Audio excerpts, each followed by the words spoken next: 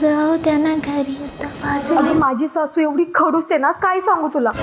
एवढा त्रास देते मला, एवढा त्रास देते ना. माझ्या नवऱ्याला तर नुसत्या माझ्या चुकल्या लावते ग. मला तर काही कळत नाहीये.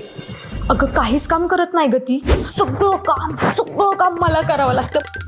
तुला माहितीये, नुसतं बसून खाती. खाण्याशिवाय दुसरं काही कामच नाहीये तिला. तुला माहितीये मी किती काम करते. अगं फक्त खाती, एवढं खाती. खाऊन भोपळा झाली भोपळा. टुणूक अशी चालत असते ती. सकाळपासून कुठे गेली काय माहित. पण तुला सांगते, एकतर ती या घरात राहील किंवा मी या घरात राहील. हा आई कुठे चाललाय तुम्ही? मी चांगली सासू नाही बनू शकले ना, माफ कर मला. अहो आई, मी प्रँक करत होते. तो बघा कॅमेरा. आई तुम्ही प्रँक करताय ना. कॅमेरा कुठे आहे?